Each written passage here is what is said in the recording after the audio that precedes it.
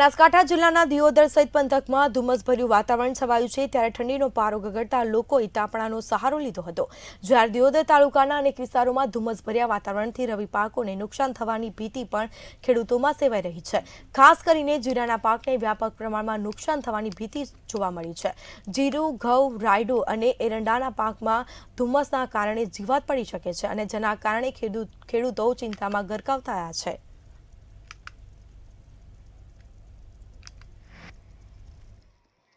Zero बधाने तमाम नुकसान है। जीरो तो मोटा भाग नहीं रहे અને વરિયાળીને બહુ રોગ મેલા મચ્છીઓનાથી બહુ આવી જવાનું એટલે કેમ આ ધુમ્મસના કારણે આ ધુમ્મસ છે ને ધુમ્મસ ને એ માળ ઉપર કે ફૂલને બધું ખૂબ ખરાબ કરી દે એટલે નુકસાન તો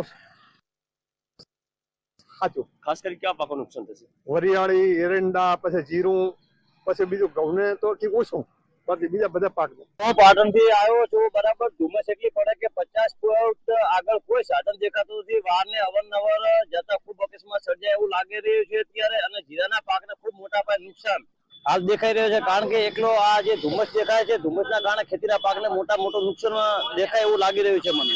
બનાસકાંઠાના દિયોદરમાં વહેલી સવારે ધુમ્મસનું વાતાવરણના કારણે ક્યાંક વાહન ચાલકોને વિઝિબિલિટી લઈને ક્યાંક ભારે મુશ્કેલીનો સામનો કરવો પડે છે। જે પ્રકારે વાત કરવામાં આવે તો અહીંયા દિયોદરમાં ધુમ્મસના વાતાવરણ કારણે ઠંડીનો ચમકારોમાં પણ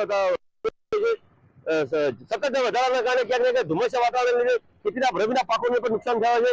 ખાસ કરીને વાત કરવામાં આવે તો જીરાના પાકોને પણ આ ધુમ્મસના કારણે ભારે નુકસાન થવાની શક્યતા રહેલી છે। જે પ્રકારે એ વાત કરવામાં આવે તો ઠંડીના કારણે લોકો પણ તાપણાનો સહારો લેવાનો મજબૂર બન્યા છે। વાત કરવામાં આવે તો વહેલી સવારથી જ વાતાવરણમાં ક્યાંક પલટો આવતો ધુમ્મસના વાતાવરણને લોકો જે વિઝિબિલિટી અને ક્યાંક ને ક્યાંક ઠંડીના લીધે થથરતા જોવા મળ્યા છે। જે પ્રકારે વાત કરવામાં આવે તો વહેલી સવારથી જ અહીંયા ધુમ્મસના વાતાવરણ લઈને લોકોને હાલાકી ભોગવવાનો વારો આવ્યો છે। કિશોર નાયક, મંતવ્ય ન્યૂઝ, દિયોદર, બનાસકાંઠા।